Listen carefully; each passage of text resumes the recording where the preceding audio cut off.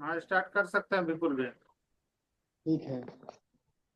भरोसा सबको मेरा नमस्कार। आज हम इस मुद्दे पर चर्चा करेंगे, वह है परंपरागत और आधुनिक महिलाएं।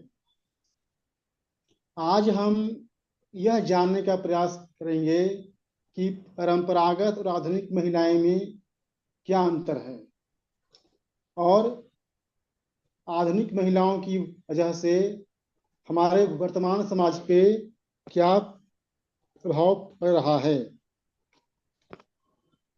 तो हम ये जानते हैं कि परंपरागत और आधुनिक महिलाएं, परंपरागत महिलाओं जो होती हैं, जो परंपरागत महिलाएं होती हैं वो भावना प्रधान होती हैं, लेकिन जो आधुनिक महिलाएं होती हैं वो बुद्धि प्रधान होती हैं। जो परंपरागत महिलाएं होती हैं वो विवाह, संतानोत्पत्ति तथा बच्चों के नैतिक विकास को अधिक महत्व देती हैं, परंतु आधुनिक महिलाएं काम वासना, स्वतंत्रता तथा बच्चों के भौतिक विकास को अधिक महत्वपूर्ण मानती हैं। आधुनिक महिलाएं जो होती हैं वो भौतिकवादी होती हैं। उनके लिए अपना कैरियर, अपना जीवन प्राथमिकता होता है। जो पारिवारिक व्यवस्था है, जो परिवार है, बच्चे हैं, उनके लिए वो उतना मायने नहीं रखता। इसके अलावे जो आधुनिक महिलाएं जो होती हैं वह सहजीवन को, मतलब जो पति पत्नी का संबंध है, जो पारिवारिक व्यवस्था है, वो उसमें उतना विश्वास नहीं करती हैं। लेकिन परंपरागत महिलाएं इस व्यवस्था को मानती हैं। जो परंपरागत महिलाएं होती हैं वह संयुक्त परिवार को महत्व देती हैं, वह संयुक्त परिवार रहना पसंद करती हैं। लेकिन जो आधुनिक महिलाएं होती हैं वो न्यूक्लियर फैमिली को अधिक महत्व देती हैं। एक अंतर और है कि जो परंपरागत महिलाएं होती हैं वो नैतिकता को, आचरण को, यौनिक पवित्रता को अधिक महत्व देती हैं। लेकिन जो आधुनिक महिलाएं होती हैं वह नैतिकता को उतना महत्व नहीं देती हैं। वह नैतिकता से समझौता करने को तैयार रहती हैं और उनके लिए भौतिकता अधिक मायने रखता है।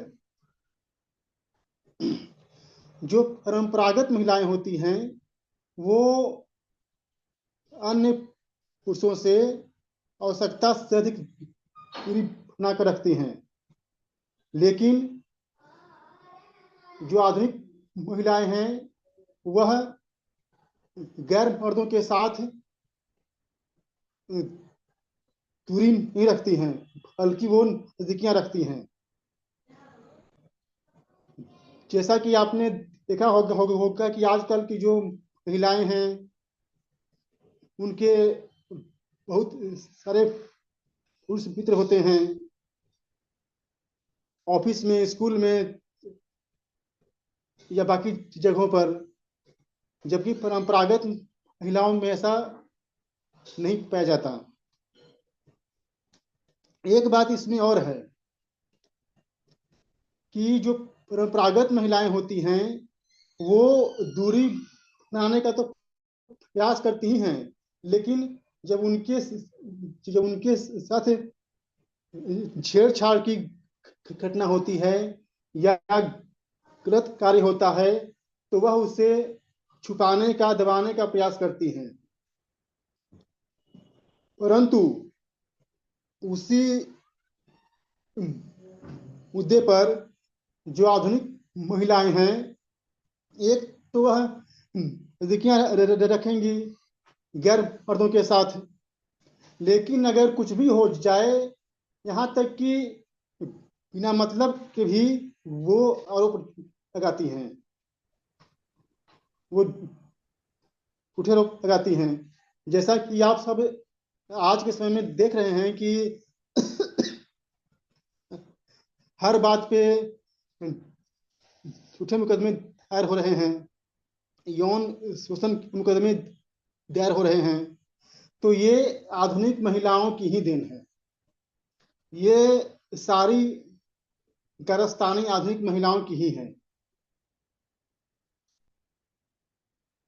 एक तो इनको गैर मर्दों से कोई आपत्ति भी नहीं है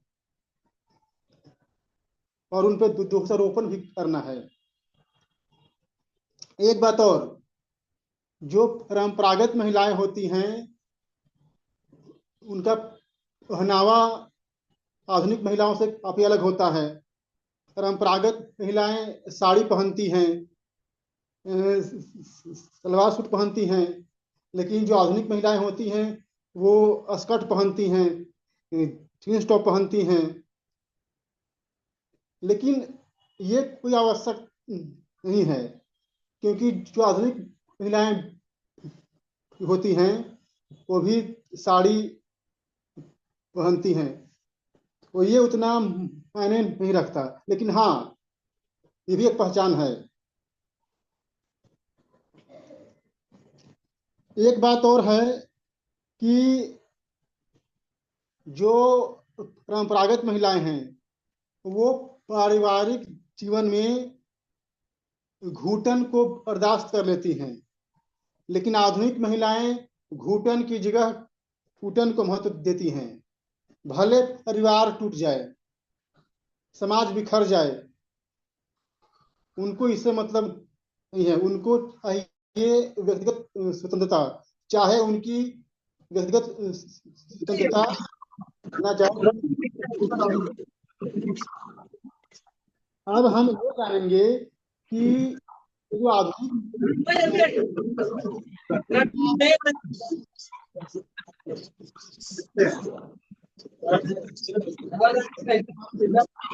समाज पे क्या प्रभाव पड़ रहा है। तो ये जो आधुनिक महिलाओं ने सारे समाज को ब्लैकमेल करने का काम किया है।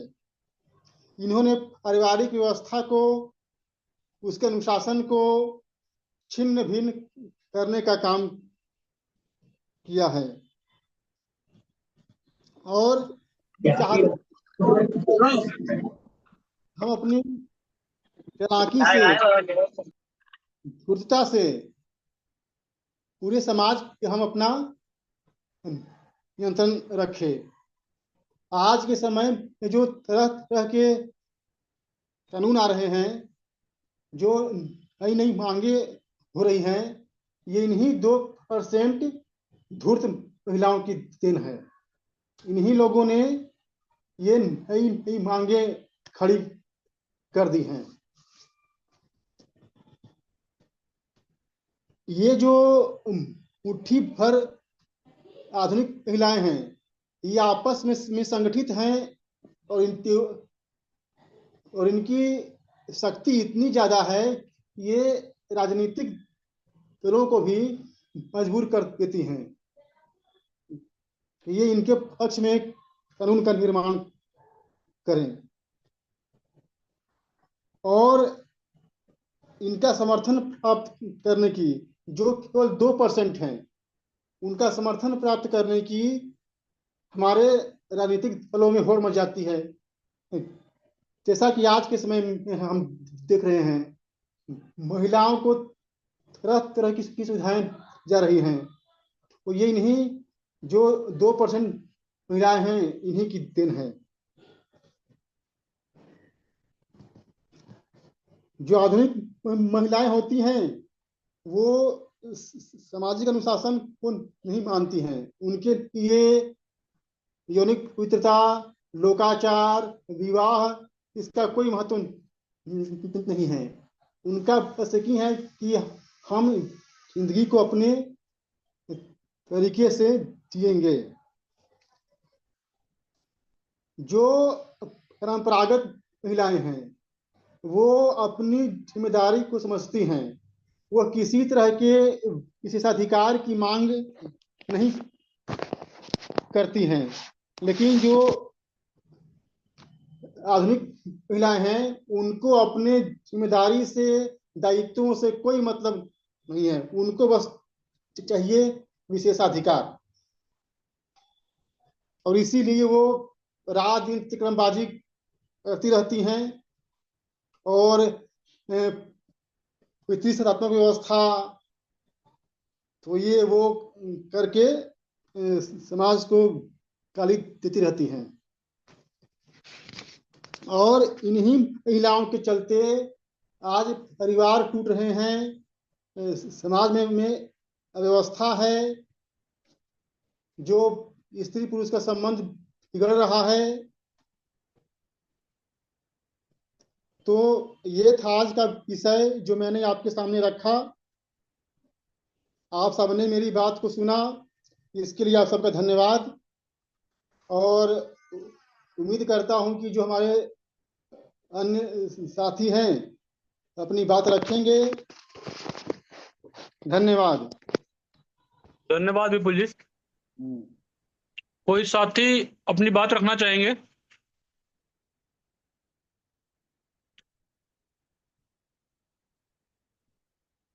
कोई भी साथी विषय को आगे बढ़ाए।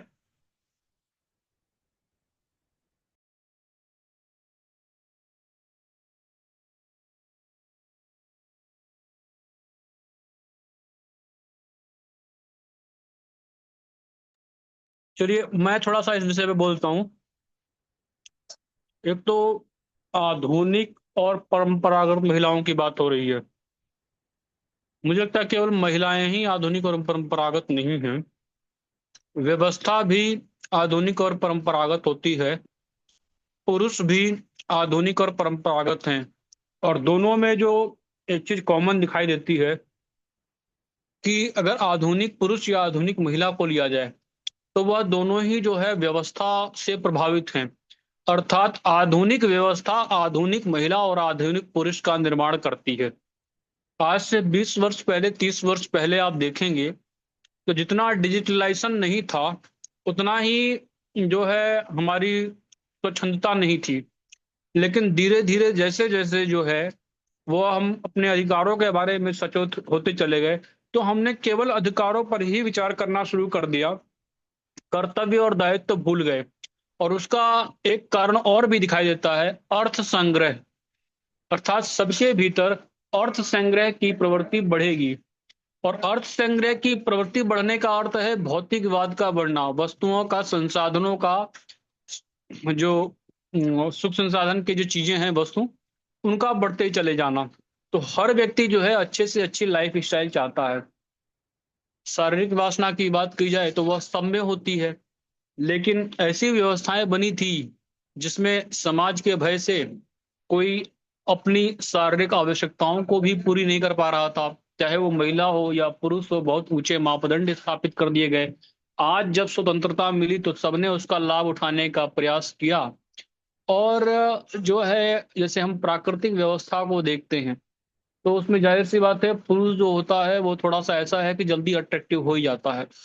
तो आप कई स्थानों पर देखेंगे जहां महिलाओं को लाभ है, जैसे 498 को देख लीजिए, या झूठे आरोप लगाने की बात की जाए तो जाहिर सी बात है कि 100% केसेस जो है वो महिलाओं के द्वारा ही लगाए जा सकते हैं, पुरुषों के द्वारा नहीं लगाए जाते। वहां उन्हें प्राकृतिक स्तर पर एक लाभ मिलता है, तो उसका भी दुरुपयोग होता है। ये कहना कि महिलाओं के विरुद्ध अत्याचार, या जो हमारी कल की जो चर्चा चल रही थी दलितों के विरुद्ध अत्याचार, हमारी व्यवस्था का अधिक दोष दिखाई देता है कि वो जो है व्यक्ति के विरुद्ध अत्याचार या व्यक्ति के विरुद्ध जो है वह अपराध को नहीं मानती है, और इसी का जो है लाभ उठाया जाता है। परंपरागत महिलाएं जो हैं वो परिवार में एडजस्ट कर लेती हैं, ये बात ठीक है, लेकिन कई जगह देखने में आता है उनका वहां शोषण होता है या दबाया जाता है, और वो उस व्यवस्था में किसी तरह से लंबे समय तक एडजस्ट करती रहती हैं क्योंकि उनके पास विकल्प नहीं था। जैसे जैसे महिलाएं पढ़ लिख गई, शिक्षित हो गई, अब उन्हें समझ में आता है कि हमारे पास रोजगार का विकल्प है।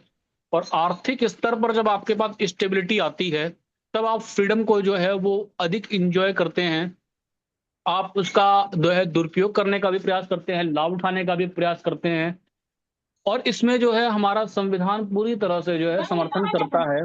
वैसे तो सहजीवन जो है वह एक संवैधानिक बाध्यता होनी चाहिए थी, लेकिन हमारे पास केवल एक ही अधिकार दिया गया है, मौलिक अधिकारों को सुरक्षित करने का संविधान ने दायित्व लिया है। और वह संविधान मौलिक अधिकारों को सुरक्षित कर रहा है, लेकिन जब बात सहजीवन की आती है तो सहजीवन बाध्यकारी न होने के कारण जो है वह स्वतंत्रता एक तरह से स्वच्छंदता में कन्वर्ट हो जा रही है। तो यहाँ पर व्यवस्था का एक दोष दिखाई देता है, लेकिन इसको हम कितना बचा पाएंगे और कितना नहीं बचा पाएंगे, इसमें व्यवस्था कितनी कारगर होगी। और जब जिसे हम आधुनिक युग कह रहे हैं, भौतिकवादी मशीनी युग कह रहे हैं, जहां हर कोई व्यक्ति सारे सुख संपन्न साधन स्वयं संग्रहित करना चाहता है, वहां पर उसको हम कितना सुरक्षित रख पाएंगे अपने परिवार व्यवस्था को, वो बड़ा कठिन कार्य है। लेकिन मुझे लगता है फिर भी एक संतुलन अवश्य बनाया जा सकता है। अर्थात एक तरफ तो जो संविधान है वह स्वतंत्रता दे, लेकिन दूसरी तरफ अगर समाज को सामाजिक अधिकार मिल जाए और सबके अधिकार समान हो जाए, चाहे वो परिवार में महिला हो या पुरुष हो या बच्चे हो या बूढ़े हो, तो मुझे लगता है वहां विशेष लाभ लेने का जो है कोई गुंजाइश नहीं रह जाती है। अगर किसी के ऊपर झूठा आरोप भी लगाया जाता है तो उसका भी मूल कारण यही है क्योंकि विशेष अधिकार दिए गए हैं, और विशेष अधिकार जब भी दिए जाते हैं उसका दुरुपयोग होता ही होता है। तो मेरे को लगता है महिलाएं समस्या नहीं है। जो 2% महिलाओं की जो आपने बात करी, या फिर जो राजनीतिक व्यवस्था है वो बड़ी समस्या है, जो परिवार व्यवस्था को तोड़ने की बात करती है। आप ये भी नहीं कह सकते कि महिलाएं सिर्फ जो है वो बच्चा पैदा करने की मशीन है, जैसे पुराने समय में होता था। अब उनको जब फ्रीडम मिली है, स्वतंत्रता मिली है, तो स्वतंत्रता का वो सदुपयोग करने की बजाय दुरुपयोग करना चाहती है। और मुझे लगता है मात्र 1 या 2% महिलाओं के कारण बाकी जो अन्य महिलाएं हैं वो भी कहीं ना कहीं इस समस्या से जूझती हैं। तो मुझे लगता है वास्तव में यह व्यवस्था का अधिक दोष है। इसको एक संतुलित किया जा सकता है, चाहे वो परिवार को आप अधिकार दे दें, या तो आप समाज को अधिकार दे, लेकिन दोनों के पास अधिकार रहेंगे तो कहीं ना कहीं सहजीवन संवैधानिक बाध्यता होगी। और आप एक सीमा से अधिक जो है स्वच्छंद नहीं हो सकते हैं, या आप स्वतंत्रता का लाभ नहीं ले पाएंगे। पुरानी व्यवस्था को हम देखते हैं तो वहां पर कुछ कुछ संतुलन बना हुआ था, लेकिन उस संतुलन में कैसे विकृति आई, कहाँ से आई और कैसे दबाया गया। जब दबाया गया तो जाहिर सी बात है द्वेष की भावना आती है। जैसे कल की ही चर्चा चल रही थी हमारी, तो बदले की जो भावना है, अब लगता है कि फेमिनिज्म का जो पूरा विचार है वो बदले की भावना से काम कर रहा है, न कि न्याय की भावना से।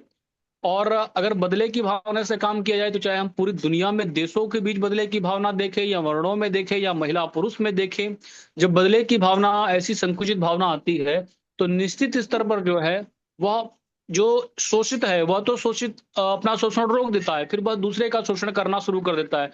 अर्थात जो शोषित है वही बाद में शोषण का कार्य करने लगता है। तो अपराध के बदले अपराध की अनुमति नहीं दी जा सकती, शोषण के बदले शोषण की अनुमति नहीं दी जा सकती।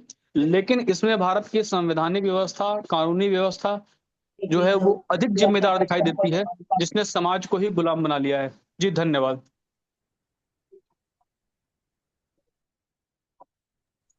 अन्य कोई साथी इस विषय पर अपने विचार रखना चाहेंगे?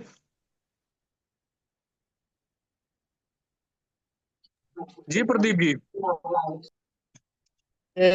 नमस्कार। नमस्कार जी। देखिए, कहीं भी सामंजस्य जरूरी होता है।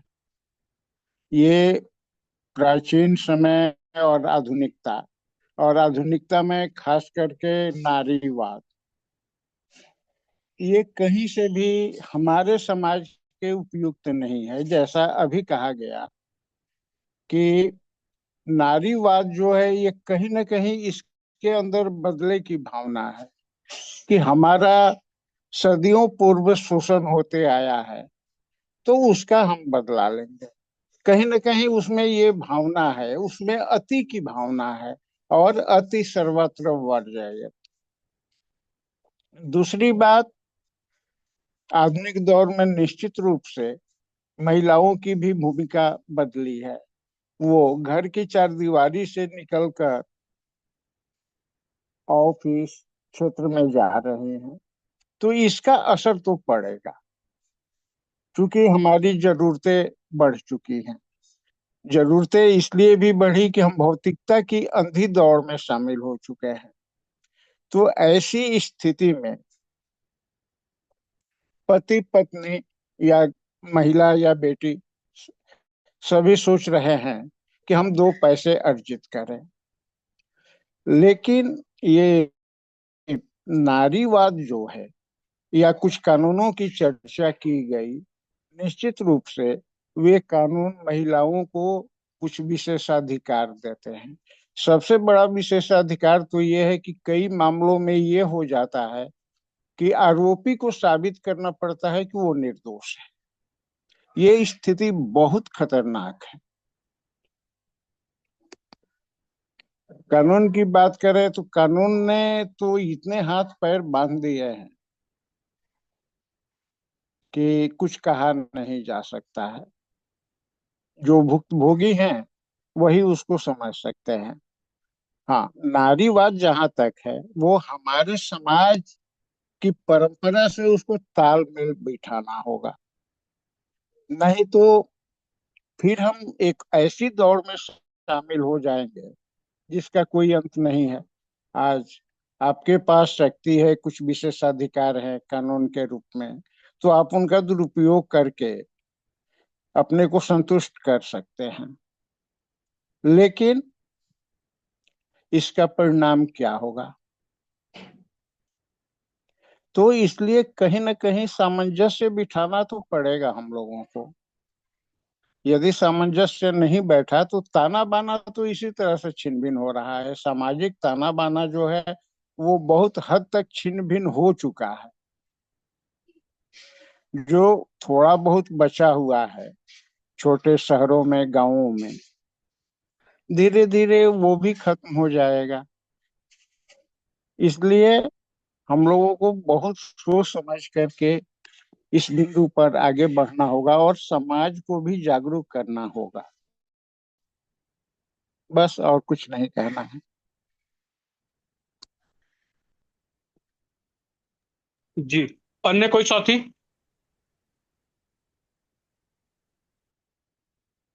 बताइए मदन जी।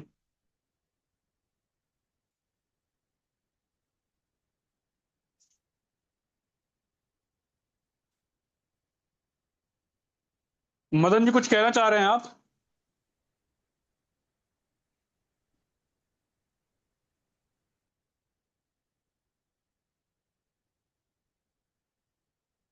कोई और साथी अपनी बात रखेंगे?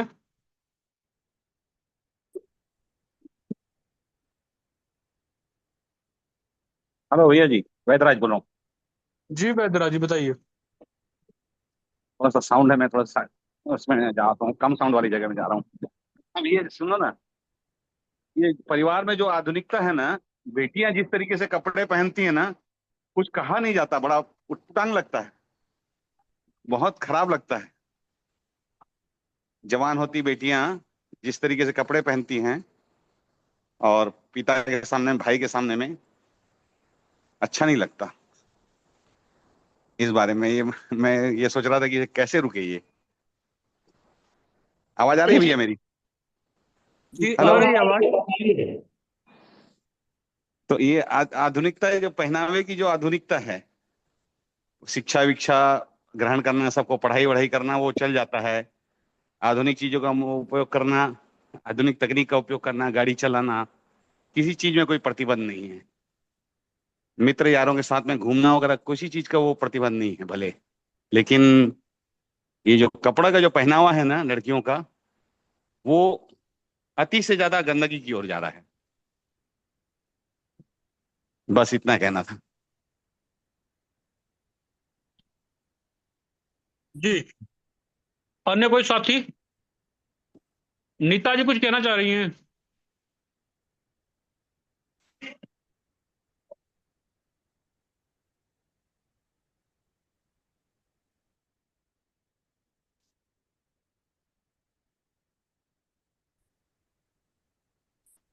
मैं कुछ कहता हूँ इस विषय पर। बताइए।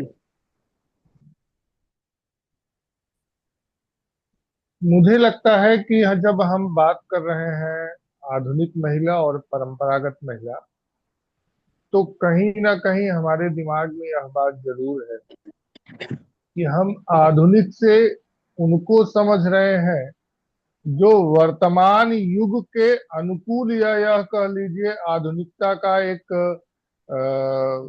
आवरण ओढ़ रखा है, अपने आप को पढ़ी लिखी कहती हैं, अपने आप को मॉडर्न कहना ज्यादा पसंद करती हैं। मॉडर्निटी एक जो मेरी संजय जी से बात हो रही थी, संजय तिवारी जी से, तो उन्होंने कहा था कि कलिकाल का राक्षस मॉडर्निटी है, और मैं इससे काफी हद तक सहमत हूँ। अगर हमारा आधुनिक महिला से तात्पर्य इस बात को लेकर है कि महिलाएं आत्मनिर्भर हैं, महिलाएं जो है पढ़ी लिखी हैं, महिलाएं समाज में आज पुरुषों से कंधे से कंधा मिला के चल रही हैं, तो मुझे लगता है कि इसमें हमको कुछ और गंभीरता से विचार करने की आवश्यकता है।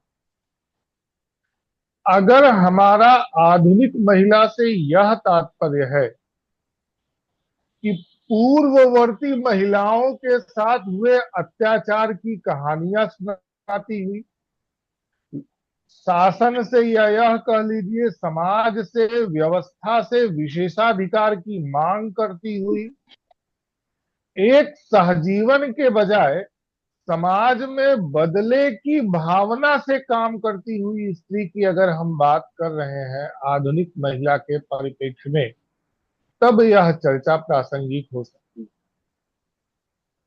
परंपरागत महिला से मैं यह समझता हूं कि परंपरागत महिला का यह कतई नहीं अर्थ लगाया जाना चाहिए कि वह घर की चूल्हा चक्की से सीमित अपने पति, बच्चे, परिवार के एक परिधि, या यह कह लीजिए कि परिवार की चार दीवारी के अंदर जीवन जीने वाली महिलाओं को हम परंपरागत महिला अगर समझ रहे हैं, तो मुझे लगता है कि वहां भी हमको थोड़ा और गंभीरता से सोचना चाहिए। परंपरागत महिला से हम यह समझ सकते हैं कि भले ही वो आत्मनिर्भर हो, भले ही वो पढ़ी लिखी हो, भले ही उसका पहनावा वर्तमान युगानुकूल हो, वर्तमान परिवेश के अनुकूल हो, लेकिन वह पारिवारिक मूल्यों के लिए, सामाजिक मूल्यों के लिए समर्पित है, तब मैं उसको परंपरागत महिला के रूप में भी समझ सकता हूं। परंपरागत महिला की जब बात आती है, तो निश्चित तौर पे हमारा मापदंड यही होना चाहिए कि वह पारिवारिक मूल्य और सामाजिक मूल्यों के लिए कितनी समर्पित है। और आधुनिक महिला से सिर्फ एक अर्थ निकलता है कि वह कथित अत्याचार की कहानियां सुना के मिथकों के आधार पर विशेषाधिकार की मांग करती हैं, और समाज को एक तरीके से पुरुषों को दबाना चाहती हैं, सिर्फ इसलिए कि हजारों साल की उनके पास फर्जी कहानियां हैं कि उनको दबाया गया। पश्चिम में एक विचारधारा बहुत फल फूल रही है, जिसको वो फेमडॉम कहते हैं। किंगडम एक अलग शब्द है, राजशाही, राजा का शासन किंगडम, और फेमडॉम यानी कि महिलाओं का शासन। यह जो विचारधारा है कि महिलाओं का प्रभुत्व समाज पर स्थापित हो, पुरुषों पर स्थापित हो, यह विचारधारा निश्चित रूप से विध्वंसक है। अगर हम यह कह रहे हैं कि पुरुषों ने महिलाओं पर अत्याचार किया, सिर्फ इस आधार पर महिलाओं को अत्याचार की अनुमति दी जा रही है, तो निश्चित तौर पे हमारी व्यवस्था और समाज शास्त्र की समझ की कमी है। किसी को भी विशेषाधिकार उसके गलत होने या यह कह लीजिए अत्याचारी होने को या यह कह लीजिए कि समाज की धारा के विपरीत जाने को प्रोत्साहित ही करता है। विशेषाधिकार देने के बजाय समान अधिकारों पर अगर चर्चा हो तो मुझे लगता है ज्यादा सार्थक और ज्यादा व्यवहारिक चर्चा हो सकती है। आज भी वर्तमान परिस्थिति में अगर हम देखते हैं तो महिलाओं के साथ समानता का व्यवहार समाज में नहीं हो रहा। यदि संपत्ति के लिए उनको मायका और ससुराल दोनों में अधिकार दिया गया, न्यायालय के समक्ष उनको सिर्फ अपनी बात कहने तक की स्वतंत्रता दी गई कि आपको साबित कुछ नहीं करना है, सिर्फ कह देना है जो पीड़ित है या यह कह लीजिए जिसके ऊपर आरोप लगा रही हैं आप, उसे सत्य साबित करना है कि वह अमुक घटना के समय या आरोप मुक्त है। तो यह परिस्थितियां कहीं ना कहीं महिलाओं को एक प्रोवोक तो कर रही हैं, लेकिन समाज में अभी भी महिलाओं के साथ समानता का व्यवहार मुझे लगता है नहीं हो पा रहा। इस बात को साबित करने के लिए मैं सिर्फ एक उदाहरण देना चाहूंगा कि परिवार के अंदर तो महिलाओं की व्यवस्था पूर्व काल में भी मैंने देखा है, मेरे परिवार में भी मैंने देखा है कि घर के मामलों में, घर के अंदर के मामलों में, रिश्तेदारी के मामलों में, नात बात के मामलों में महिलाएं ही प्रतिनिधित्व करती थी। पुरुष उनका अनुसरण करता था, लेकिन सामाजिक मामलों में पुरुष निर्णय करते थे और महिलाएं उनका अनुसरण करती थी। आज यह व्यवस्था कहीं ना कहीं टूट रही है अथवा रूढ़ी सी बन गई है। इस पर थोड़ा सा हमको और गंभीरता से विचार करना चाहिए। बस बाबा मेरा ही। हेलो हेलो, बताइए। देखिए जो आप लोग अभी डिस्कस कर रहे हैं वो आधुनिकता नहीं है। आधुनिकता कोई स्ट्रगल नहीं है, लड़ाई कोई नहीं है। जब नई नई मूछें आनी शुरू होती है ना, तो उस समय जो तुर्कियत आदमी के भीतर आती है, रवानी आदमी के भीतर आती है, वही आधुनिकता है। और ये आधुनिकता हर 7 साल के बाद बदल जाती है। आपके 7 साल बाद आने वाला जो पीढ़ी है, आपके इसको और बड़ा करिएगा तो 14 साल 15 साल बाद आने वाला पीढ़ी है।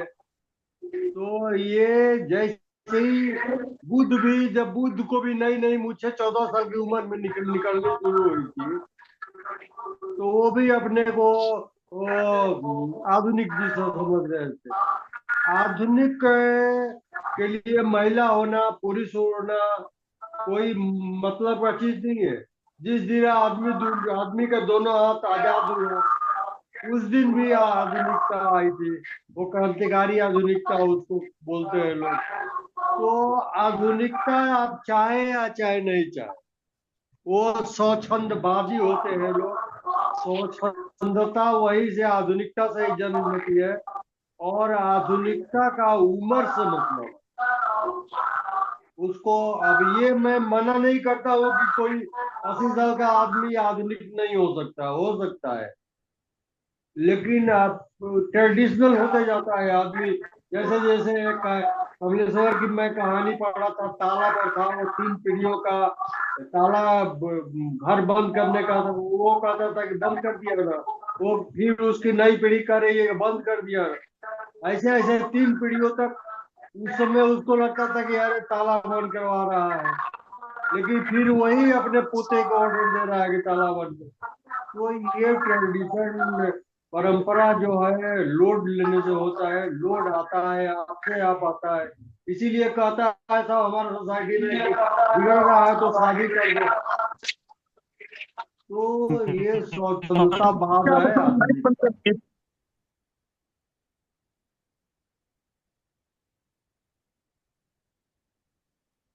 बताइए सरकार जी।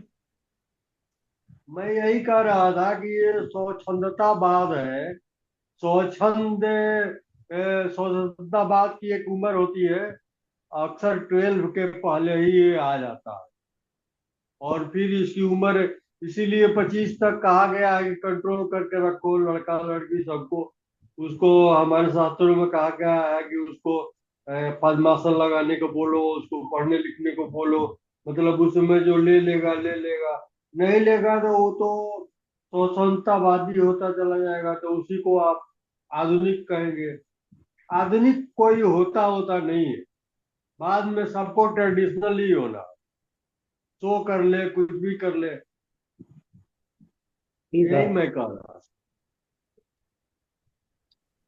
नमस्ते सभी साथियों के लिए। बताइए मदन जी। परम परंपरागत और आधुनिक महिलाओं में क्या अंतर है, क्या डिफरेंस है, इस विषय पर आज गंभीर चर्चा चल रही है। तो आज हमारी जो शिक्षा व्यवस्था है, उस शिक्षा व्यवस्था से आधुनिक जो मतलब नई पीढ़ी है हमारी, वो मतलब एक हमारा जो आदर्श था भारत का, वो कम होता जा रहा है। घरों में जो मतलब लड़कियां अब शिक्षित हो रही हैं, इंटर बीए एमए करने के बाद शादी हो जाती है उनकी, तो वो 50% मतलब सेवा नहीं कर पाती, सास ससुर को रोटी नहीं खवाती, 1-2 साल में ही वो अलग हो जाती है, उनका चूल्हा अलग रखा जाता है। तो मतलब ना तो उनके अंदर एक आदर भाव, एक सम्मान का जो मतलब परिवार में हित प्रेम सबसे वो समाप्त होता जा रहा है। जो मतलब परंपरागत मतलब कुछ पहले हमारी जो बुजुर्ग कुछ ऐसी महिलाएं थीं, घर परिवार को चलाती थी, घर में 10 व्यक्ति परिवार, महिलाएं बच्चे सब होते थे, सबका खाना बनाती थी, सारी उम्र जो है वो घर परिवार में ही उनका समय बीतता, अपने नाती पोतों में मतलब बढ़िया सुचारू रूप से घर का संचालन करती थी। और भाई भाइयों में भी हित प्रेम था। और महिलाएं भी वो नहीं चाहती थी लड़कों की भी शादी हो जाए, उनको भी ये चाहती थी कि हमारी बहू घर से अलग ना रहे। लेकिन जो हमारी शिक्षा व्यवस्था है, वर्तमान व्यवस्था है, या तो शिक्षा व्यवस्था का ऐसा असर हो रहा है, पाश्चात्य संस्कृति हमारे देश में पनप रही है, उससे जो हमारे घर परिवार टूटते जा रहे हैं।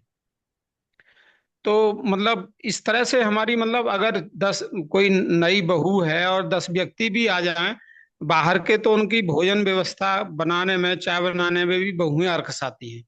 तो वो यही चाहती हैं कि मैं अपने पति के ही साथ रहूं, पति का ही खाना बनाऊं, और न जेठ का, ननद का, जेठानी का, किसी का भोजन ना बनाऊं, अलग उसे कमरा चाहिए। तो इस तरह से हमारे जो घर परिवार निरंतर टूटते जा रहे हैं। आज वर्तमान में हम देखते हैं, अगर एक पिता के 5 लड़के हैं और पांचों की शादी हो गई, तो उनके मतलब चूल्हे जो है वो अलग ही मिलेंगे। भाई भाइयों में तो प्रेम मिलेगा, लेकिन जो बहुओं में वो ना तो एक दूसरे के पास बैठेंगी, जो सगी संबंधी हैं, मतलब सगे भाई की पत्नी है उसके पास ना बैठेंगी, अड़ोसी पड़ोसियों से तालमेल बनाए रखेंगी। तो जो हमारी निरंतर मतलब परंपरा है घर परिवार की, वो टूटती जा रही है। किस तरह से हमारे परिवार संगठित रहें, ये बड़ा ही विचारणीय प्रश्न है। बस इतना ही कहूंगा। हेलो, मैं कुछ कहना चाहूंगा। देखिए, ऐसा है, जिससे हम प्रेम करते हैं उसे सुविधा देते हैं, जिसे हम घृणा करते हैं उससे जो है उससे लेना ही चाहते हैं।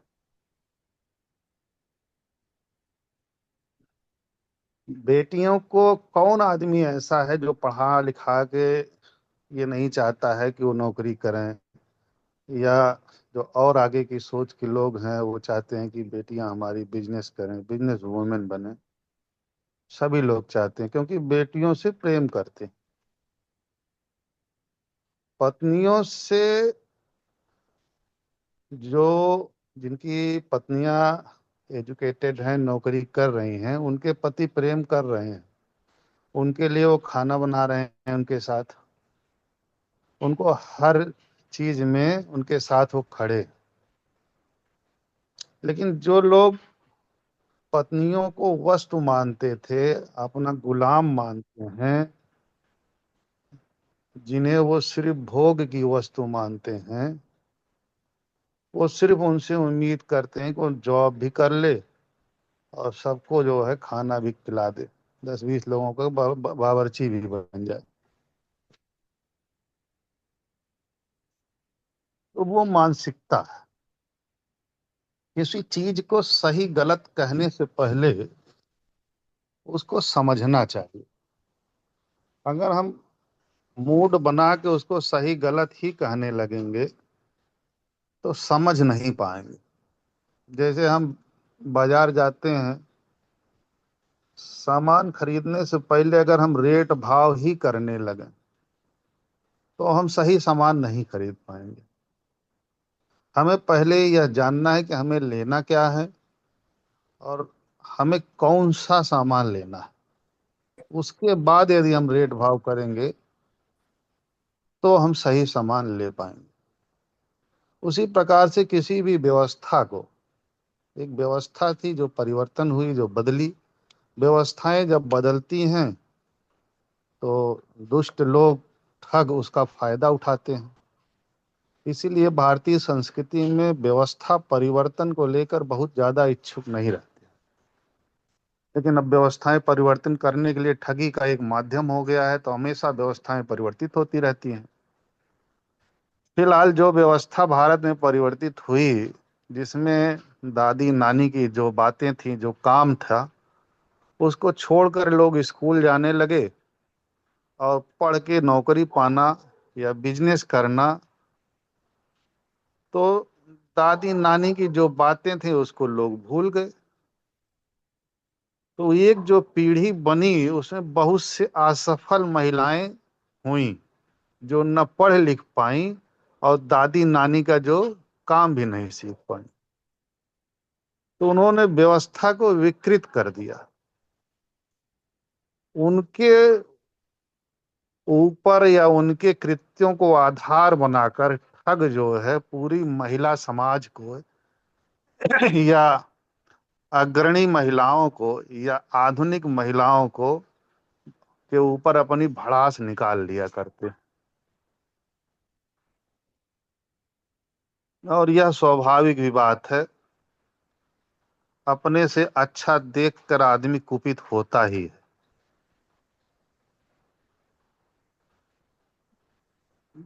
भारतीय महिलाएं आज के समय में, ऐश्वर्या राय जैसी महिला जिन्होंने अपने हजारों करोड़ों का कैरियर अपने बच्चों के लिए छोड़ दिया, तमाम ऐसी महिलाएं हैं। माधुरी दीक्षित हैं, ऐश्वर्या राय हैं और तमाम बिजनेस वुमेन हैं जिन्हें हम और आप नहीं जानते हैं।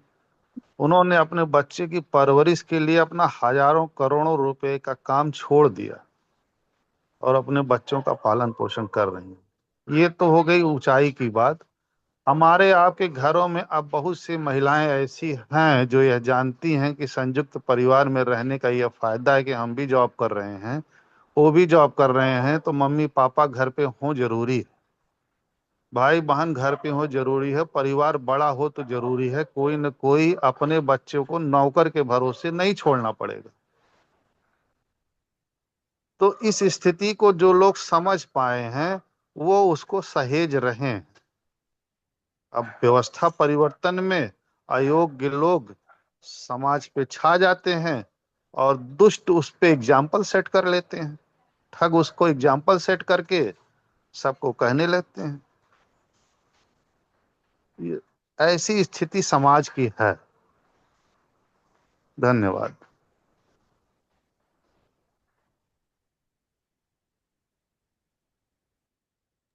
जी, अन्य कोई साथी?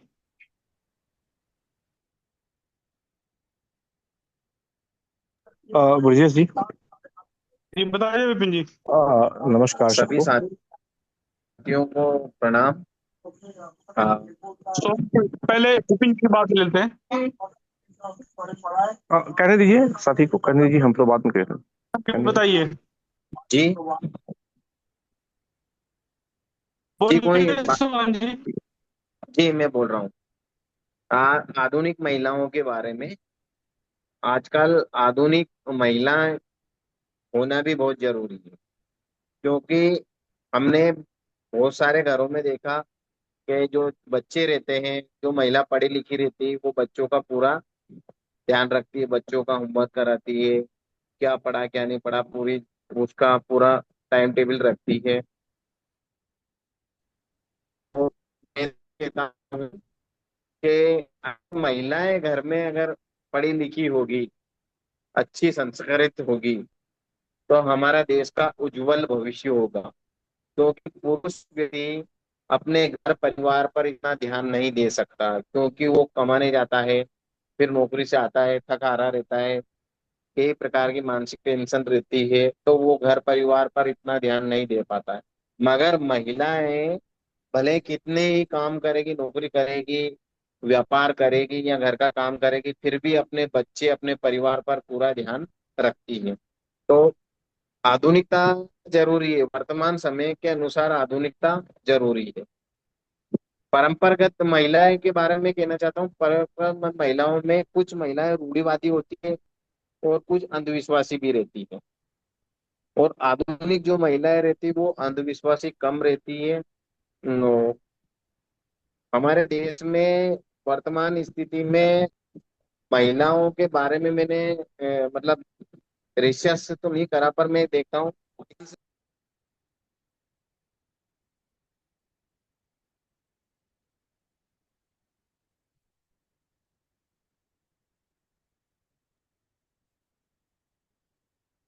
राजेश जी कुछ कहना चाहे तो बताइए।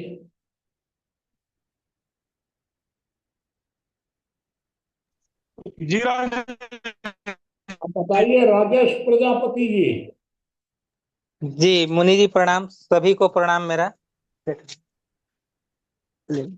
मेरा परंपरागत महिलाओं और आधुनिक महिलाओं दोनों में मेरा विचार एक ही समय में परंपरागत मैं उनको लेता हूं जो बाबा शारीरिक शोषण भी कर 50 दिन जो हमारे अच्छे मर्यादा को पकड़े हुए हैं, जो सभ्यता को संस्कार को पकड़े हुए हैं, उन महिलाओं को मैं परंपरागत महिलाओं के रूप में लेता हूं।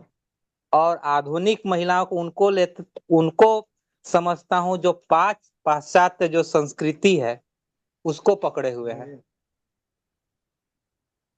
और ये जो परंपरागत हैं, ये घर को बचाने वाली महिलाएं हैं। घर जो टूट रहा है उसे ये बचा रही हैं, और आधुनिक महिलाएं घर तोड़ने में सहायक हैं। अच्छा अच्छा परिवार जो है बहुत सरलता से पाश्चात्य संस्कृति के कारण टूट जा रहा है।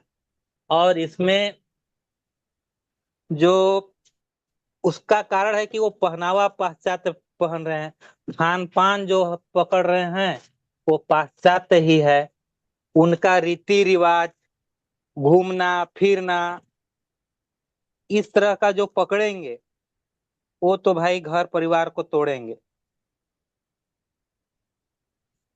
और बस मैं ही शॉर्टकट कह के अपनी बात को समाप्त करता हूँ। अभी विस्तृत ये में भी अपने साथ नीता जी हैं, जी नीतू जी हैं। आप लोग कोई बात अगर रखना चाहे तो जब रखना चाहे आपको हम लोग पूरा समय देंगे। बाबा जी मैं 5-7 मिनट बाद बोल पाऊंगी। अच्छा जी ठीक है, और बताइए कोई। जी धन्यवाद। कल ला के देंगे अभी। जी मुनि जी प्रणाम। हाँ बताइए पूरन सिंह जी। देखिए, ये जो विषय है इसको महिलाओं को दो भागों में आपने बांटा है। अब युग के साथ मिलकर के चलना ही ठीक है। काफी समय से सुन रहा हूँ पूरे विषय पे। विकृतियां जिनको आप परंपरागत महिला कहते हैं उनमें भी थी, और विकृतियां आज भी हैं जिनको आधुनिक महिला कहते हैं उसमें भी है। विकृतियों का कभी भी ऐसा युग नहीं रहा जब से सभ्य मानव ने जन्म लिया या सभ्यता के हम अपने को सभ्य कहना हमने शुरू किया, तब से ऐसा कोई कालखंड हमको ध्यान में नहीं आता है जिसमें विकृतियां न हुई हों। गलतियां होना स्वाभाविक है और उनका समाधान होना भी स्वाभाविक है। ये दोनों बातें हैं। वहां देखो जाके, वो उसमें सुनाई दे रहा है जी। दूसरा क्या है कि महिलाएं जहां तक है कि वो अपने परिवार के प्रति, समाज के प्रति और स्वयं के प्रति जागरूक रहती ही हैं। अब विकृतियों के बहुत सारे कारण हैं, जैसे कि असुविधाओं का होना, घर में कोई दुराचरण होना, उनको ठीक प्रकार से सम्मान न मिलना। महिला को हम ये कहेंगे कि वो घर की बहू है, लेकिन कोई नौकरानी नहीं है। लेकिन ऐसा भी नहीं है कि मानव द्वारा जो संवेदनाएं हैं उनको इग्नोर किया जाए। मानव संवेदनाओं को इग्नोर करे, ऐसा भी नहीं ठीक है। लेकिन ऐसा भी नहीं ठीक है कि कोई किसी महिला को एकदम नौकरानी बना करके छोड़ दिया जाए। तो दोनों चीजों में कहीं न कहीं और कमी का दर्शन होता है। रूढ़िवादिता और आधुनिकता, ये दो शब्द हैं।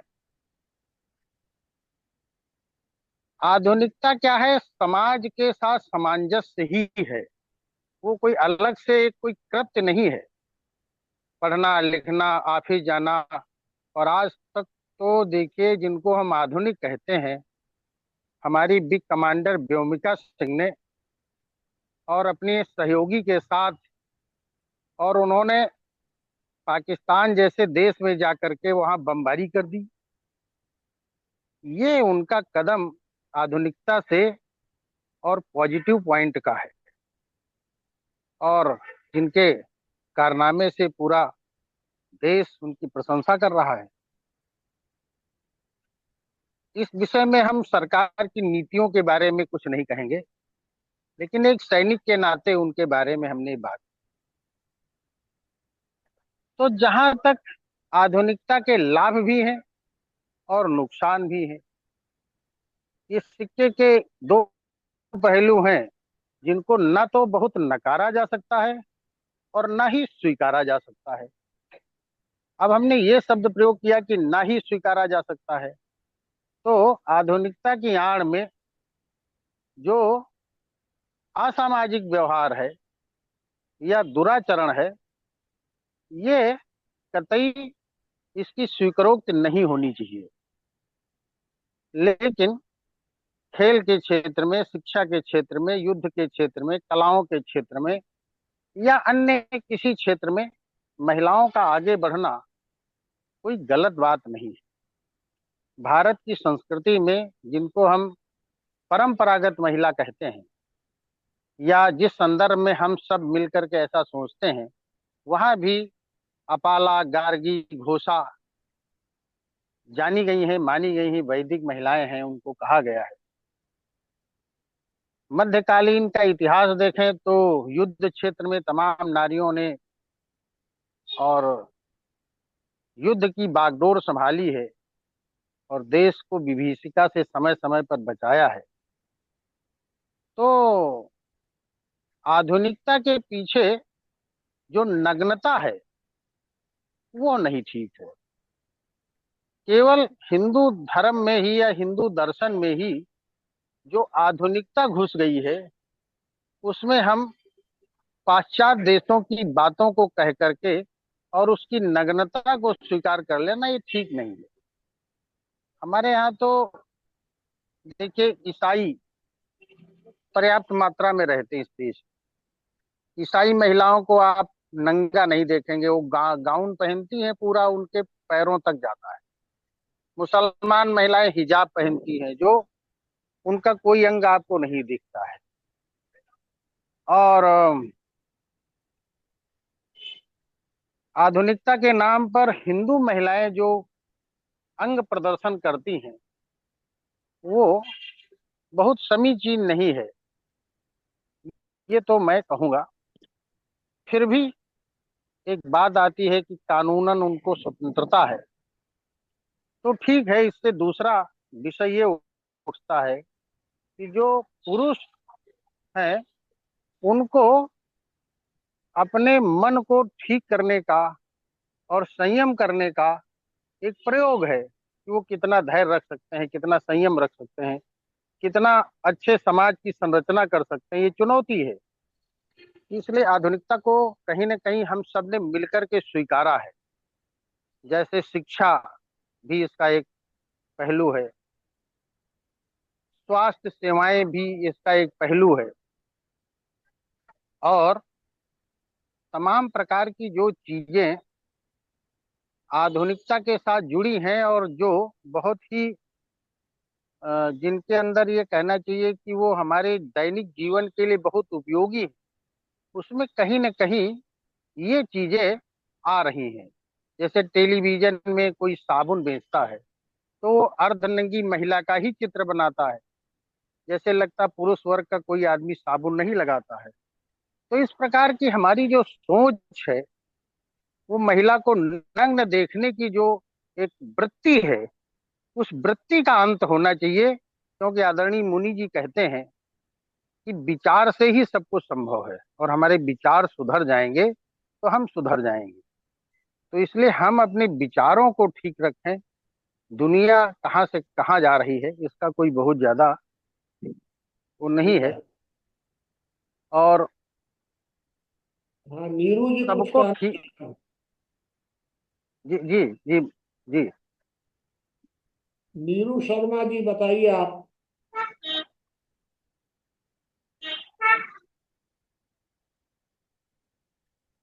चलिए, और कोई साथी?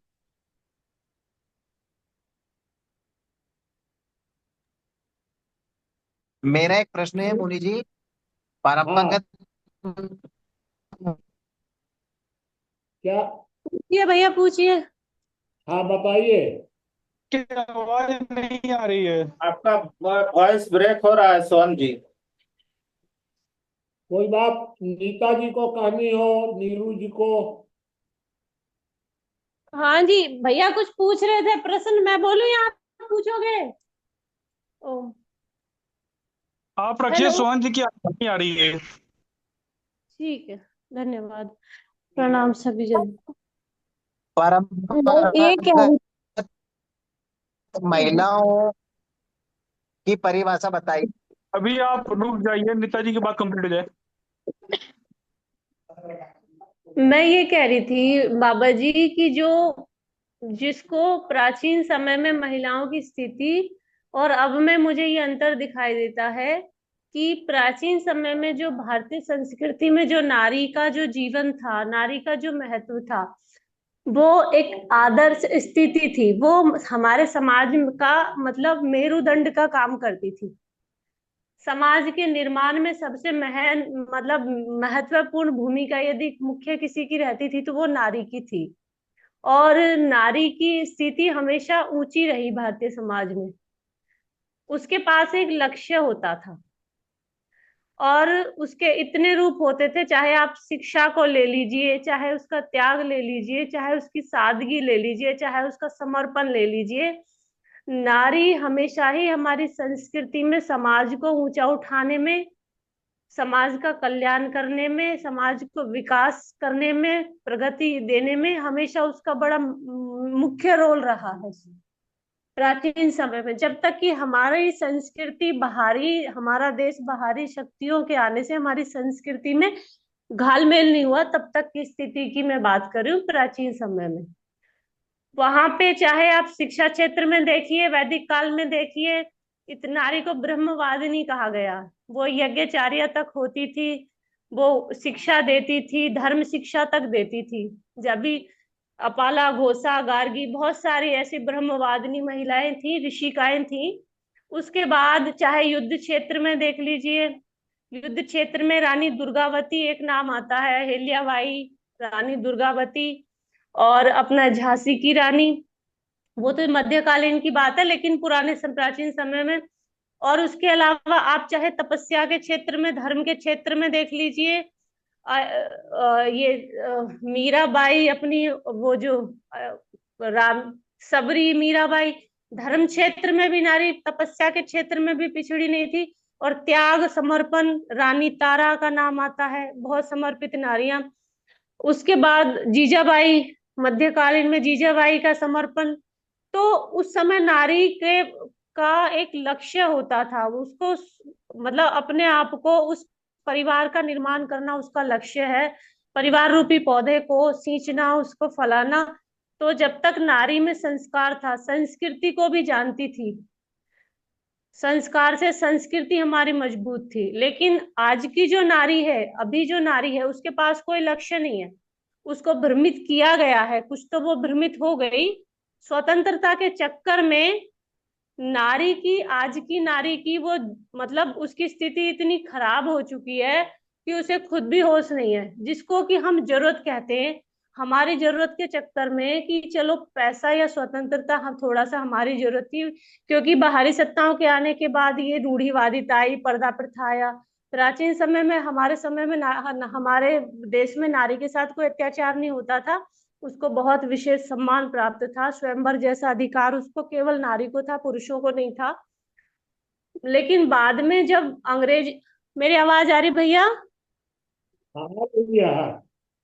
जी। तो जब बाहरी सत्ताएं आई तो नारी के जीवन से बहुत सारी रूढ़िवादिता जुड़ गई, पर्दा प्रथा, बाल विवाह, तो ये सब, ये जो चीजें आई, उनसे मुक्ति पाने के चक्कर में, स्वतंत्रता के चक्कर में नारी का जीवन, नारी पूरा बलि चढ़ गई, उसको भ्रमित किया गया। आज ये स्थिति है, अगर कोई लड़की फैशन नहीं करती है या कुछ, कोई लड़की कमाती नहीं है, तो उसको जल्दी से कोई एक्सेप्ट भी नहीं करता। आज समाज की स्थिति, समाज की दिशा और दशा से दोनों ही खराब हो चुकी है, और उसका वो शिकार हो गई, कुछ तो हो गई, कुछ कर दिया गया। तो आज की नारी जो है, वो तो ना समाज में उसका कोई महत्वपूर्ण रोल है, ना परिवार में है, और ना ही उसने अपने लिए उसका कोई लक्ष्य है। बस मैं तो ये, मेरी बात समाप्त हो गई बाबा जी। जी, अन्य कोई साथी अपनी बात रखना चाहेंगे?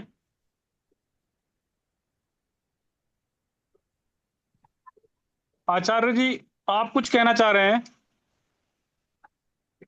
जी बताइए। सभी साथियों को नमस्कार। बस 5-7 मिनट में। जी जी जी। जहाँ दोपहर 9 बजे आजीबा और परंपरागत जो शब्द हैं, तो परंपरागत का यदि हम पर्यायवाची करें तो प्राचीन शब्द हो जाएगा। दो चीजें इसमें बड़ी समझने वाली ये हैं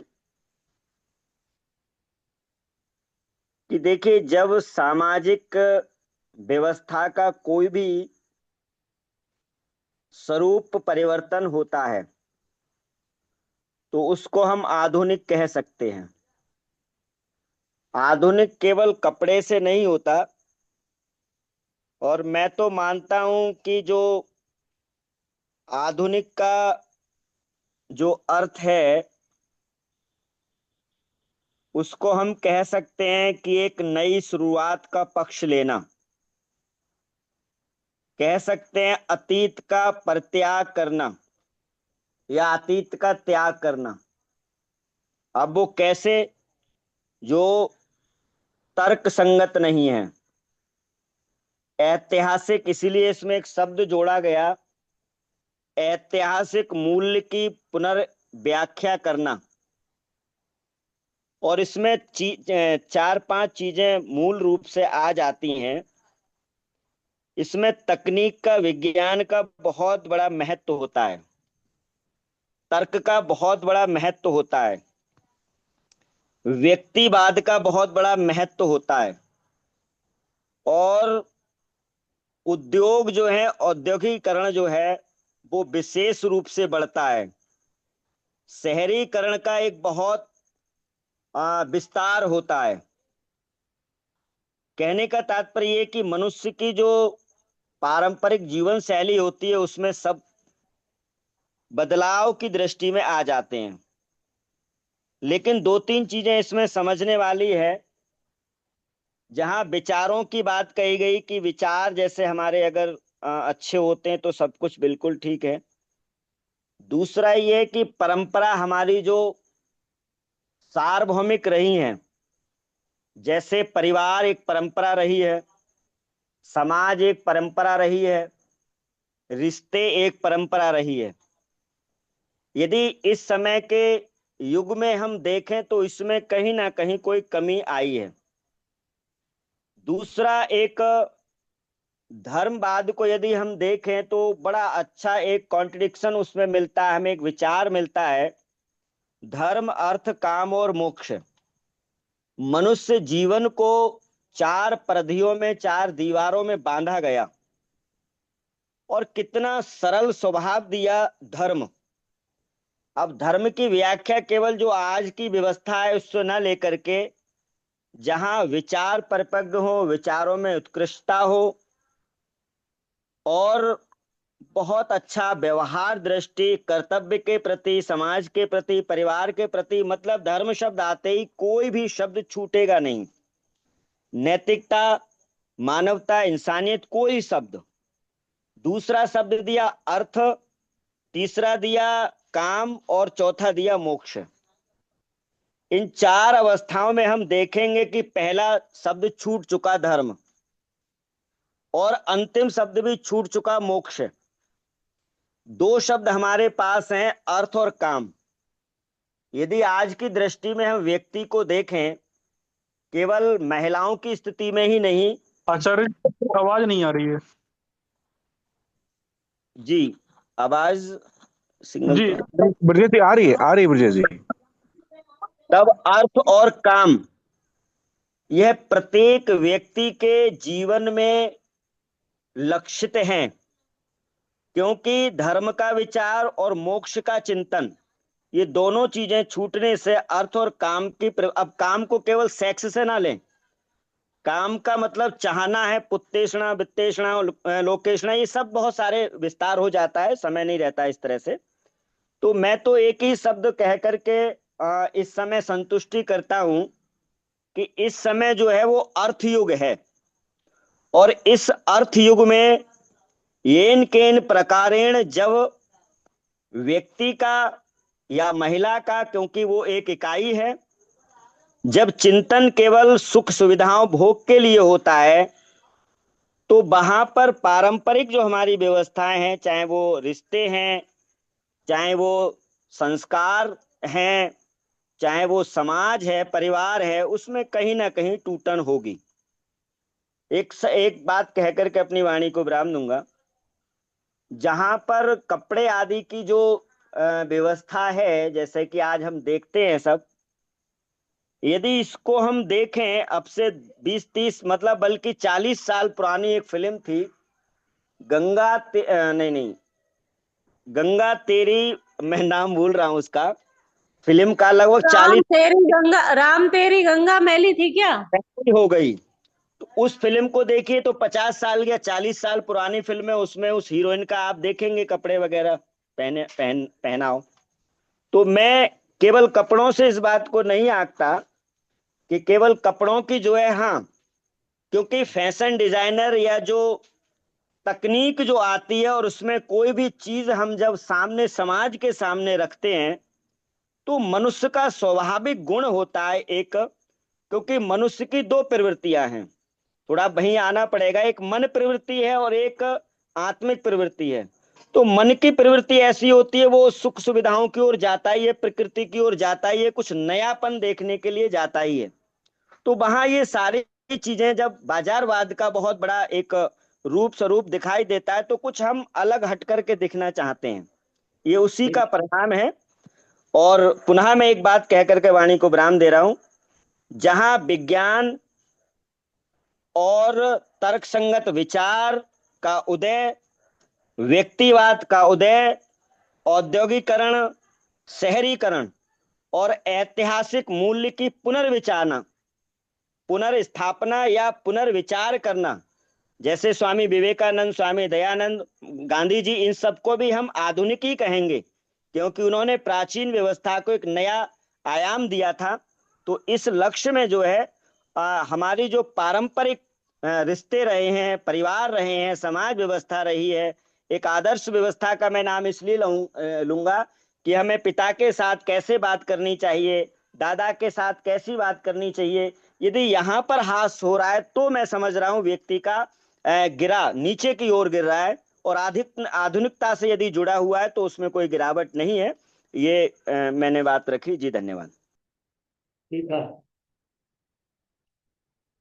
तो देखिए, कुल मिलाकर विषय तो बहुत बड़ा है, और हम लोग को आज केवल परंपरागत महिलाओं पर हम लोग चर्चा कर रहे हैं। बाकी जो परंपरागत परिवार, परंपरागत समाज, आधुनिक समाज, इसकी चर्चा तो कल करेंगे। ये एक बात तो उन्होंने कही थी कि वस्त्र के बारे में, तो भाई अगर कोई परिवार अनुमति देता है कि ठीक है तुम भड़काऊ कपड़े पहनो, तो हम रोकने वाले कौन होते हैं? उसको समाज उसको नहीं रोक सकता। ये परिवार को अनुमति होनी चाहिए। अगर परिवार सोचता है कि भाई ये थोड़ा बढ़िया कपड़ा पहनेगी तो कहीं शादी कर लेगी, इतना झंझट नहीं पड़ेगा, सोचने दीजिए, उसमें क्या दिक्कत है हम लोग। चलिए, लेकिन आज के विषय पर हम चर्चा करें। एक ज्ञानेंद्र जी ने कहा कि नारीवाद पश्चिम से आया है। क्यों आया पश्चिम से? पश्चिम में क्यों आया, यह महत्वपूर्ण प्रश्न है। तो जो नारीवाद है, इसकी आवश्यकता पश्चिम में इसलिए महसूस हुई कि पश्चिम का टकराव इस्लाम से था, और इस्लाम ने महिलाओं को बहुत अधिक जकड़ दिया था। इस्लाम में आपको यह बता दें कि इस्लाम में महिलाओं को आधा, पुरुष की तुलना में आधे अधिकार दिए गए थे। अगर न्यायालय में या पंचायत में भी कोई महिला गवाही देती तो एक महिला को आधा वोट मिलता था वहां। ये कानून है मुसलमानों का, और बाकी आप रहन सहन सब महिलाओं का देख ही रहे मुसलमानों में।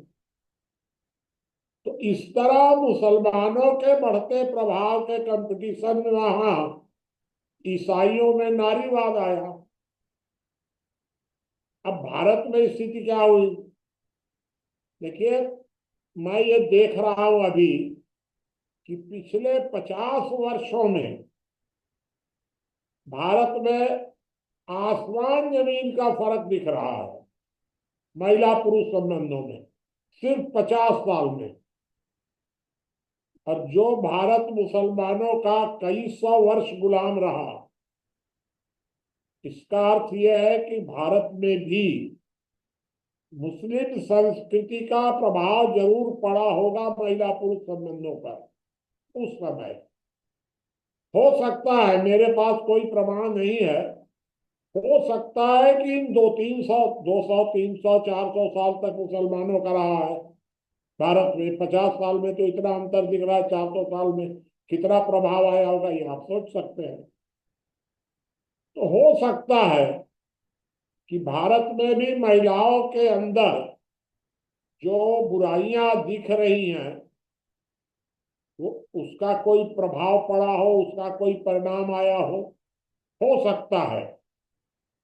खैर, अब हम आज के विषय पर चर्चा करें तो सबसे बड़ी जो बात यह है कि परंपरागत महिलाएं अपने बच्चों को नैतिक संस्कार देती थी। वे उन्हें ऐसी शिक्षा देती थी कि जिससे बच्चों के अंदर अच्छे संस्कार जाए। तो नैतिकता प्रधान शिक्षा होती थी। और आधुनिक महिलाएं भौतिक उन्नति की तरफ ज्यादा शिक्षा देती है। तुमको धन कमाना है, तुमको नौकरी करना है, तुमको बड़े बड़े पोस्ट में जाना है, भले भ्रष्टाचार करना हो, जो करना हो करो। तो भौतिक उन्नति को ज्यादा महत्व सिखाया गया और नैतिकता को महत्व कम दिया गया। ये परंपरागत और इन दोनों का फर्क मैंने आपको बताया। दूसरी बात थी कि जो परंपरागत महिलाएं हैं वो सहजीवन, परिवार के अंदर सहजीवन, इसको बहुत महत्व देती रही है। और आधुनिक महिलाएं स्वतंत्रता को ज्यादा महत्व देती हैं। परिवार एक रहे, टूट जाए, जितना जल्दी टूट जाए कोई हर्जा नहीं है, लेकिन स्वतंत्रता मिलनी चाहिए। अब इसके अच्छे बुरे परिणाम तो आप सोचिएगा, मैं तो शॉर्ट में आपको बताता जा रहा हूं। तीसरी बात यह है कि परंपरागत महिलाएं कर्तव्य प्रधान होती थी। यहां तक कि अगर परिवार में उनका शोषण भी होता था तब भी वे कभी समान अधिकार की मांग नहीं करती थी, क्योंकि अधिकार वो जानती ही नहीं थी, परंपरागत महिलाएं। आधुनिक महिलाएं समान अधिकार से भी संतुष्ट नहीं है। अगर आप उनको समान अधिकार दे दें तो कहेंगे नहीं, हमको विशेष अधिकार भी चाहिए। उनको समान अधिकार भी चाहिए और विशेष अधिकार भी चाहिए। अब आप सोचिए कि कौन सा सही और कौन सा गलत, क्योंकि पुराने जमाने में शोषण से भी या शोषण में भी परिवार की महिलाएं संतुष्ट रहती थी। और अब की महिलाएं, आधुनिक महिलाएं पूरा विशेष अधिकार लेने के बाद भी असंतुष्ट रहती हैं। सारा सब कुछ वो लूट लेना चाहती हैं एकदम। तो भाई ये दोनों के बीच में तो अंतर तो हो गया बहुत ज्यादा। प्राचीन समय की महिलाएं सेक्स और संतान उत्पत्ति, इन दोनों में संतान उत्पत्ति को अधिक महत्वपूर्ण मानती थी। वर्तमान महिलाएं संतान उत्पत्ति के प्रति उतनी गंभीर नहीं है, बल्कि सेक्स को बहुत ज्यादा महत्व दे रही हैं। पुराने जमाने में सेक्स को इतना ज्यादा महत्वपूर्ण महिलाएं नहीं देती थी, वो उनको आंतरिक मामला मानती थी।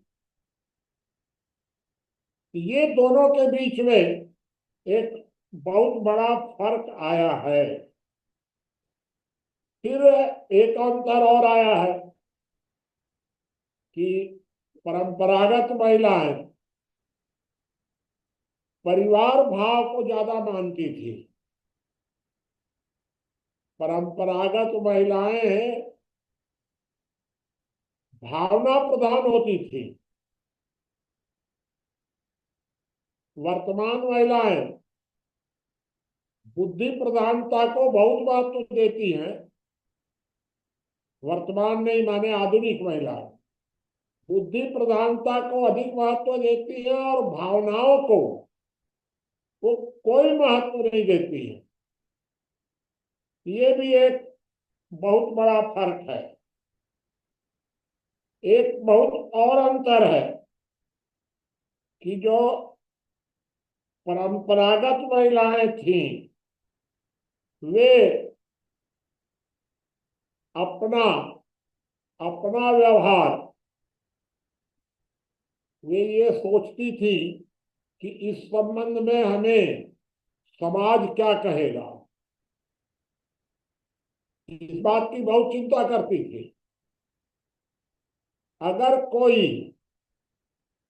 किसी महिला के साथ किसी प्रकार की छेड़छाड़ हुई तो प्राचीन महिलाएं उसको छिपाती थी या परिवार तक सीमित रखती थी। आधुनिक महिलाएं मामूली छेड़छाड़ को भी ऐसा बवंडर बना देती है कि आसमान सिर पर उठा लेती है। अरे छेड़छाड़ को वो बलात्कार तक सिद्ध कर देंगी। ये आधुनिक महिलाओं और परंपरागत महिलाओं में बहुत ज्यादा फर्क है। मेरा अपना अनुभव है कि जो परंपरागत महिलाएं थी वो अगर बाहर निकलती थी तो बहुत ज्यादा आकर्षक वेशभूषा में नहीं, परिवार में भले ही वो रह जाए आकर्षक। आधुनिक महिलाएं परिवार में चाहे जैसे भी रहे, अगर बाहर निकलेंगी तो बहुत ज्यादा आकर्षक अपने को दिखाना चाहती हैं। इस तरह मैं ये कह सकता हूं कि आधुनिकता और परंपरागतता, आप अगर इन दोनों के बीच में तुलना करेंगे तो दोनों जगह कहीं ना कहीं कमजोरी है। एक बात आप सोचिए, अभी वर्तमान समय में अगर आधुनिक महिलाएं कुल मिलाकर अभी मानी जाती है करीब करीब 2%, 2 हो सकता है, 3 हो सकता है, 5 हो सकता है। अभी भी परंपरागत परिवारों की संख्या 95 है जहां परंपरागत महिलाएं, यद्यपि धीरे धीरे आधुनिकता की तरफ बढ़ रहे। तो आधुनिक और परंपरागत में इतना तो फर्क है,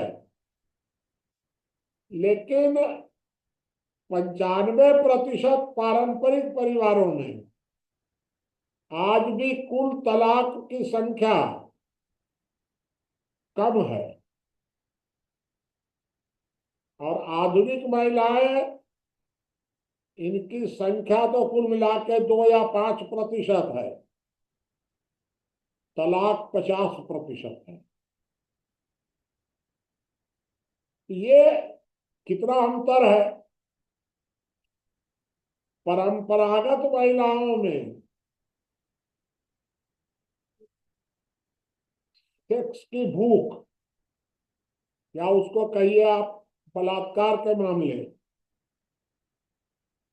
या उसको कहिए चरित्रहीनता के मामले, चरित्रहीनता के मामले परंपरागत परिवारों में 95% होते हुए भी आधुनिक महिलाओं की तुलना में कम है। उनकी संख्या कुल मिलाकर है कितनी, 2 या 5%। लेकिन अगर चरित्रहीनता के मामले में आप बढ़िया से आकलन करेंगे तो आधुनिक महिलाओं की तुलना में उनका अधिक गिरा हुआ है। इन सब बातों को मिलाकर हम सब लोगों को यह विचार करना पड़ेगा, कल हम लोग फिर विचार करेंगे इस विषय पर कि हम लोग को विचार करना पड़ेगा कि हम परंपरागत को इसी तरह चलने दें या परंपरागत व्यवस्था को आधुनिकता में बदलने दें। देखिए, आप किसी भी प्रकार से परंपरागत जो परिवार व्यवस्था या समाज व्यवस्था है, इसको आप आधुनिकता में बदलने से रोक नहीं पाएंगे, लेकिन इसका आधुनिकता में बदलना बहुत नुकसानदेह भी है और रोक भी नहीं पाएंगे। इसलिए हम लोग कल इस विषय पर विचार करेंगे कि परंपरागत और आधुनिक समाज व्यवस्था, आज हम लोग केवल महिलाओं पर चर्चा किए हैं, पुरुषों पर तो आज कोई चर्चा किए ही नहीं है। कल हम लोग पूरा विषय लेंगे कि आधुनिक परिवार व्यवस्था की परंपरागत परिवार व्यवस्था, आधुनिक समाज व्यवस्था, परंपरागत परिवार व्यवस्था, आधुनिक धर्म व्यवस्था, परंपरागत धर्म व्यवस्था, दोनों में क्या अंतर है और बीच का रास्ता क्या निकाला जा सकता है। क्योंकि मैंने एक बात आपको बताई कि आप परंपरागत व्यवस्था को लंबे समय तक आप बचा नहीं सकेंगे, और यदि आपने इसमें संशोधन नहीं किया तो गंदी आधुनिकता हावी हो जाएगी। ये मैंने आपके सामने कुछ विषय रखा है, आप अब आगे जो बोलना चाहे बोल सकते हैं, पूछना चाहे पूछ सकते हैं।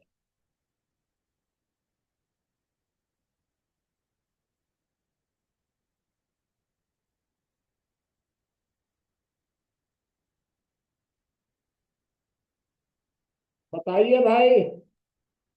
बाबा जी देखिए, आपको कहीं से ये कोई अधिकार प्राप्त नहीं है कि परंपरावादी महिलाओं या आधुनिक महिलाओं को किसी को भी जो है आप ब्लेम करो कि वो सही है, वो गलत है, वो चरित्रहीन है, वो चारित्रिक रूप से ठीक। ये पूर्णतया गलत बात।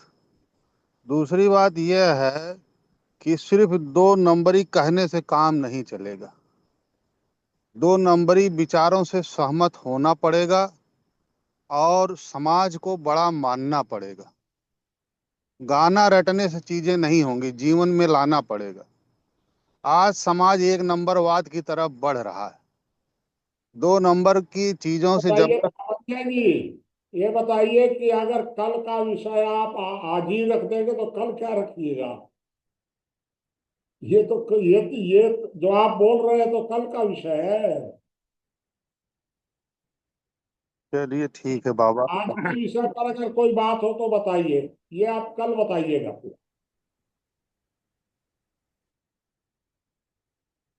बताइए, और किसी को कोई बात पूछनी हो, कहनी हो तो। कोई सुनील देव जी लिख रहे थे कोई बात। जी बाबा, मैंने लिख दिया, लेकिन मैं ये जानना चाह रहा था, जैसे हम लोग नई समाज व्यवस्था की बात करते हैं, तो क्या इसको आधुनिक शब्द कह सकते हैं या कल, नहीं? वो कल ना, नई समाज व्यवस्था कल। जी जी जी। आज तो केवल हम लोग महिलाओं पर चर्चा कर रहे हैं। जी बाबा, हमारे यहाँ आंधी आ गई है बहुत तेज। क्या चीज? आंधी बारिश आ गई बाबा, बहुत तेज। हाँ ठीक है। आचार्य जी, हमारे यहाँ तो पिछले 1 घंटे से आ रही है। जब नारी शक्ति को इस तरीके से ब्लेम किया जाएगा भैया, तो आंधी आएगी। ठीक कहा आपने। इसीलिए मैं कह रहा हूं कि हम लोग, भाई आपको मैं ये बता दूं, आज से 50 साल पहले हमारे घर घर की महिलाएं पर्दा भी करती थी। कभी दुकान के बगल में कभी जाकर खड़ी नहीं होती थी। घर में ही दुकान थी हमारी, कभी बगल में खड़ी नहीं होती थी। आज हमारे घर की महिलाएं ऑफिस में काम कर रही हैं। अब इसको हम क्या माने, गलत माने कि सही माने? बाबा, आपके बचपन में महिलाएं ब्लाउज पहनती थी कि नहीं पहनती थी? पहनती थी, आज की तुलना में अधिक। सिला हुआ कपड़ा पहनती थी? हाँ हाँ, आज की तुलना में अधिक। आज जितना महिलाएं कम कपड़ा पहन रही हैं, उस समय अधिक पहनती थी।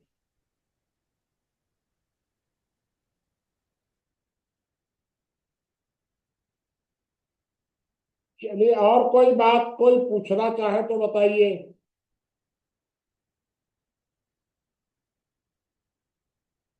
भाई देखिए, विषय बहुत बड़ा था, मैंने उसको थोड़ा शॉर्ट में ही रखा, क्योंकि टाइम के हिसाब से मैं सोचा कि इसको ज्यादा लंबा नहीं करेंगे।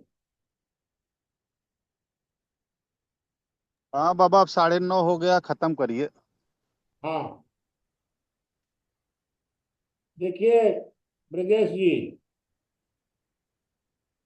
कल का विषय तो मैंने बता दिया है आपको। कल का कोटेशन नंबर हम आपको लिख के भेज देंगे, इसी के आसपास है जो अभी था।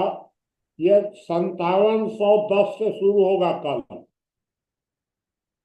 आज था 5736, सिर्फ आज एक कोटेशन था। कल वाले में 10-15 कोटेशन हो जाएंगे उसी में। और आज वाले विषय को भी कल भी आप जोड़ सकते हैं, उसमें कोई दिक्कत नहीं है। ब्रजेश जी, आप अब रॉबिन जी मीटिंग समाप्त कर सकते हैं। आज के जूम चर्चा कार्यक्रम में जुड़ने के लिए सभी साथियों का बहुत बहुत धन्यवाद। कल फिर एक नए विषय के साथ मिलेंगे, तब तक के लिए सभी को नमस्कार।